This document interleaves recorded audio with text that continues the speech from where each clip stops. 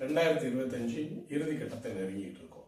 இந்த 2025ல் நம்ம தமிழ் சினிமாவில் வந்த நிறைய சினிமாக்கள்ல ஒரு சில சினிமாக்கள் சூப்பர் ஹிட் அமைஞ்சது, ஒரு சில சினிமாக்கள் பார்வையாளர்களுக்கு நல்ல திருப்தியை கொடுத்துச்சு. இன்னும் சொல்ல இருந்தா மிகப்பெரிய நடிகர்களுடைய ஒரு சில சினிமாக்கள் ரொம்ப ஏமாற்றத்தை தந்த சினிமாக்கள் இருக்கு. அப்படி இருக்கக்கூடிய சமயத்துல இப்போ நம்ம 2025 முடிச்சுட்டு 2026க்கு வந்திருக்கோம்.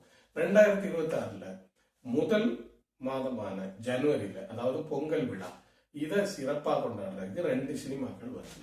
2 மிகப்பெரிய ஸ்டார். மிகப்பெரிய ஸ்டார் சொல்றதை விட இளைய தளபதி அப்படின்னு செல்லமா கூப்பிடக்கூடிய விஜய், அவரு இந்த சினிமா கடைசி சினிமாவா அறிவிச்சு இதுக்கப்புறம் அவரு தொடர்ந்து அரசியல்ல தீவிரமா ஈடுபட போறதா சொல்லியிருக்காரு. அப்படி இருக்கக்கூடிய பட்சத்துல அவருடைய கடைசி சினிமா வரக்கூடிய அந்த ஜனநாயகனை அவருடைய ரசிகர்கள் கொண்டாடுறதுக்கு தயாரா இருக்காங்கன்றது உண்மை. அப்படி இருக்கக்கூடிய டைம்ல அதே நேரத்துல சிவகார்த்திகேயன் வளர்ந்து வரக்கூடிய அடுத்த தலைமுறைக்கான சூப்பர் ஸ்டாரா வரக்கூடிய ஒரு சிவகார்த்திகேயன் அந்த டைம்ல தன்னுடைய படத்தையும் வெளியிடுறதுக்கான முயற்சியில இருக்காரு. எல்லாம் அபிஷியல் அனௌன்ஸ்மெண்ட் வந்துருச்சு.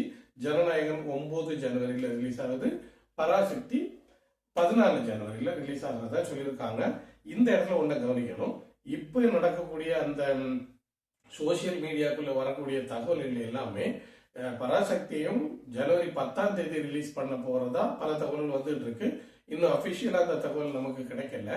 அதனால அதை இப்போ எடுத்துக்க முடியாது. ஒருவேளை அபிஷியலா தகவல் வந்ததுன்னா அது ஒரு பயங்கரமான போட்டியா அமைகிறதுக்கான வாய்ப்பு அதிகமாகவே இருக்குது.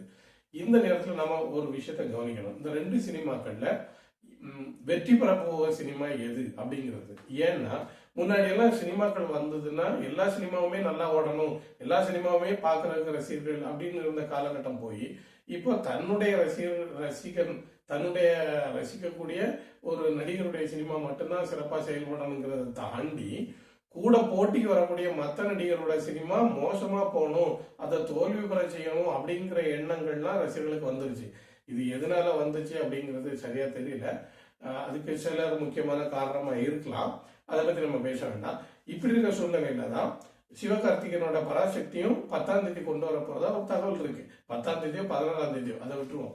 அப்படி இருக்கக்கூடிய பட்சத்துல இப்போ இந்த பொங்கல் ரேஸ்ல ஜெயிக்க போறது ஜனநாயகனா பராசக்தியா அப்படிங்கிறது பார்க்கலாம். பராசக்தின்னு பார்த்துக்கிட்டோம்னா சுதா கொங்காரா, இவர் ஒரு நல்ல டைரக்டர் தான், லேடி டைரக்டர். அவரோட இறுதி சுற்று ரொம்ப சிறப்பான ஒரு படமா இருந்தது. அது மாதிரி துரோகி நல்ல ஒரு சினிமாவா இருந்தது. அதுக்கப்புறம் அவருடைய சினிமாக்கள், அவருடைய இயக்கங்கள் நல்லதா இருந்தாலும், சூரரை போற்று இதெல்லாம் ஓகேவா இருந்தாலுமே ஏதோ ஒரு விதத்துல அவருடைய கிராஃப்ட் ஒரே கன்சிஸ்டன்சியா இல்லை அப்படிங்கிறத நமக்கு சொல்லணும். ரெண்டாவது அந்த அவருடைய இயக்கத்தை நம்ம குறை சொல்றதுக்கு இல்லை, அது சினிமா வந்தாதான் தெரியும். அதுக்கப்புறம் அதுல பாத்துக்கிட்டீங்கன்னா ஜனநாயகனை பொறுத்த வரைக்கும் ஹெச் வினோத்தோட டிரெக்டரல் கன்சிஸ்டன்சி பார்த்தீங்கன்னா ரொம்ப சிறப்பாகவே இருக்கு. தொடர்ந்து 3 படங்கள் அஜித்தை வச்சு பண்ணியிருக்காரு. 3மே மோசமான படங்கள் இல்லை, எல்லாமே ஹிட்டான படங்கள் தான். இப்படி இருக்கிற சூழ்நிலையில அவரோட அடுத்த படமா விஜய் வச்சு பண்ணியிருக்காரு. அதுக்கு முன்னாடி சதுரங்க வேட்டை சூப்பரான படம். இப்படி இருக்கக்கூடிய அவருடைய கெரியர்ல விஜய் வச்சு கடைசி படத்தை கொடுத்திருக்காரு. அதுவும் அவரோட பேட்டியில ரொம்ப மக்களுக்கு பிடிச்ச ஒரு நல்ல ஒரு கமர்ஷியல் மூவியா இருக்கும்ன்றது சொல்லியிருக்காரு. அது அப்படி இருக்கக்கூடிய பட்சத்துல கண்டிப்பா அது ஒரு சூப்பர் ஹிட் ஆகிறதுக்கு வாய்ப்பு இருக்கு. இந்த பக்கம் பராசக்தியை பார்த்துக்கிட்டீங்கன்னா சிவகார்த்திகேயனோட கெரியரும் அப்பப்ப போகும், மேல போகும், கீழே விடும், மேல போகும், அப்படிதான் இருக்குது. அது அவரோட டீம் நல்லா அமையறத பொறுத்தது. இப்போ சுதா கொங்காரா வந்திருக்காங்க. அதற்கு மேற்கொண்டு அவருக்கு முக்கிய பலனா இருக்க போறது ரெட்ஜி அண்ட் அதை ரிலீஸ் பண்ணுது. அவங்களோட டிஸ்ட்ரிபியூட்டரும் ரிலீஸும் எல்லாருக்கும் தெரியாம இல்லை, நல்ல தியேட்டர்லாம் பிடிச்சு சூப்பரா பண்ணிடுவாங்க. ஸோ ஒருவேளை வெற்றிக்கான வாய்ப்புகள் ரொம்ப அதிகமா இதுலயே கிடைச்சிருது. அதுக்கப்புறம் கதை அமைப்பும் திரைக்கதையும் ரொம்ப அருமையா இருக்கக்கூடிய பட்சத்துல சூப்பரான வின்னிங் ஷாட் பராசக்திக்கு போறதுக்கான வாய்ப்பு ரொம்பவே இருக்கு. இனி அதுக்கு அடுத்த கட்டமா டீம்ஸ் பாத்தீங்கன்னா ஸ்ரீலீலா வந்திருக்காங்க. ஸ்ரீலீலா பொதுவாக ஒரு ராசியான நடிகைன்னு சொல்றாங்க. அதுவும் பராசக்திக்கு ஒரு பலனாக தான் அமையும். அதுக்கப்புறம் அதர்வா இருக்காரு, ஸோ சூப்பர். ரவி மோகன் இருக்காரு, ஸோ சூப்பர். அவங்க டீம் ஒரு மாதிரி கவர்ச்சிகரமா இருக்குது. ஜெயிக்கக்கூடிய ஒரு நல்ல டீமோட தான் பராசக்தி டீம் வர்றாங்கன்றது நல்ல தெளிவா தெரியுது. இந்த பக்கம் பாத்தீங்கன்னா விஜய்ன்றது ஒரு பெரிய மாஸ். அதை தாண்டி அங்க ஒன்றும் தேவையில்லைன்ற அளவுக்கு தான் அந்த டீம் இருக்கும். ஆனாலும் எச் வினோத் நல்லா தான் இருக்காரு. பூஜா ஹெக்டே இருக்காங்க, அவங்க ஒரு நேஷனல் கிரஷ். அதுக்கப்புறம் பாபி தியோல், வில்லனா பாபி தியோல் வராரு. இந்த இடத்துல பாபி தியோலை எப்படி தமிழ் ரசிகர்கள் எடுத்துக்க போறாங்கன்னு தெரியல. பட் இது எல்லாத்தையும் தாண்டி விஜய் அப்படிங்கிற ஒரு பவர் இருக்கும்போது அதுவும் சூப்பர் ஷாட் அடிக்கிறதுக்கான வாய்ப்புகள் ரொம்பவே அதிகம். மியூசிக் பார்த்தீங்கன்னா அனிருத் சும்மா கலகலான பாட்டுகளை போட்டிருப்பாரு. பேக்ரவுண்டு மியூசிக்கு, தீம் மியூசிக் எல்லாத்தையுமே வச்சு அனிருத் பண்ணதான் போறாரு. அப்படி இருக்கக்கூடிய பட்சத்தில் நமக்கு ஜனநாயகம் ஒரு வெற்றி படமா அமைகிறதுக்கான வாய்ப்புகளும் அதிகமா இருக்கு. இந்த ரெண்டு மிகப்பெரிய கூடுதல் வெற்றி படங்களா அமையக்கூடிய வாய்ப்புள்ள படங்களை மோத விட்டு பார்க்கும்போது அதுல என்ன லாபம் கிடைக்குது, எதனால இந்த விஷயத்த பண்றாங்க அப்படிங்கிறத நம்ம பொதுவாக யோசனை பண்ணி பார்க்கணும். திரையுலகத்தை சார்ந்தவங்களே இந்த விஷயத்த கொஞ்சம் தள்ளி போடலாம். ஏற்கனவே அந்த மாதிரி ஜனநாயகம் 9ஆம் தேதியும் பராசக்தி 14ஆம் தேதி வந்துச்சுனாலே ரெண்டு சினிமாக்களுக்கும் கிடைக்கக்கூடிய வசூல் கொஞ்சம் அதிகமாகவே இருக்கும், நல்லதா தான் இருக்குன்றதான் என்னுடைய அபிப்பிராயம். ஆனா இது ஒருத்தருக்கு ஒருத்தர் போட்டியா இல்ல நான் 10ஆம் தேதியே ரிலீஸ் ஆகி அதை கிளாஷ் விட்டு பார்க்கலாம் அப்படிங்கறதெல்லாம் எனக்கு பெரிய அபிப்பிராயம் எல்லாம் ஒண்ணு இல்லை.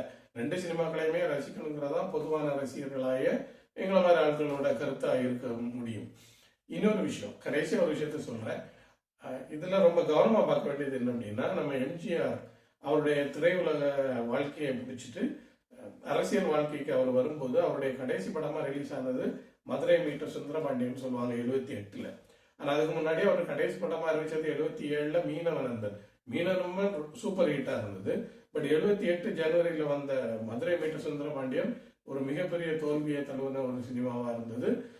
அதுல நிறைய கிளாஷ் எல்லாம் இருந்தது. அது சரியான முறையில பிரச்சனை இல்லை, அப்படி ஒழுங்கான ரிலீஸ் இல்லை அப்படின்றலாம் நிறைய சொன்னாங்க. எனவே அதை பத்தின தகவல் இல்லை. பட் அது ஒரு ராசியா இருக்கக்கூடிய விஷயமா எனக்கு படுது. இப்ப விஜய்க்கு கடைசி படமா சொல்லக்கூடிய ஜனநாயகன் கண்டிப்பா சூப்பர் ஹிட்டா இருக்கும் தான் என்னுடைய அபிப்பிராயம். கதையும் கொஞ்சம் நல்லதா இருந்து மினிமம் ஆவரேஜ் மூவியா இருந்தா கூட கடைசி படம்ன்ற ஒரு வேல்யூல அவருடைய ரசிகர்களும் பொதுவான ரசிகர்களும் அந்த படத்தை சூப்பர் ஹிட் ஆகிறதுக்கு வாய்ப்புகள் ரொம்ப அதிகமாகவே இருக்கு. அந்த நேரத்துல சேலஞ்ச் யாருக்குன்னு கேட்டீங்கன்னா பராசக்தி டீமுக்கு தான். பராசக்தி டீம் விஜய்க்கு ஆப்போசிட்டா ஒரு சினிமா வரும்போது அங்க கதையும் திரைக்கதையும் ரொம்ப ஸ்ட்ராங்கா இருக்கணும், நடிப்பு அந்த டீம் எல்லாமே ரொம்ப பரபரப்பா இருந்தா மட்டும்தான், திரைக்கதையெல்லாம் பரபரன்னு இருந்தா மட்டும்தான் அவங்களால அந்த ரேஸ்ல ஜெயிக்க முடியும்ன்றது விஷயமா இருக்குது. அப்படி இருக்கக்கூடிய பட்சத்திலையும் அவங்க இல்ல வர்றோம், நாங்களும் பொங்கலுக்கு வரோம் அப்படிங்கிற ஒரு விஷயத்த சுதா பொங்காரா சொல்லியிருக்காங்க. அப்படி வரக்கூடிய பட்சத்துல அவங்களுக்கு தைரியம் இருக்கிறதெல்லாம் பாராட்டலாம். பட் எனிவே எப்படி இருந்தாலும் ஜனநாயகன் ஹிட் ஆகும், அது கன்ஃபார்ம். பராசக்தி போட்டி போடுது, என்ன ஆகுன்றத பொறுத்து இருந்து பார்ப்போம். இந்த வீடியோ பிடிச்சிருந்தா ஒரு லைக் பண்ணி நமக்குங்க, சப்ஸ்கிரைப் பண்ணுங்க. இன்னொரு வீடியோவில் பார்ப்போம்.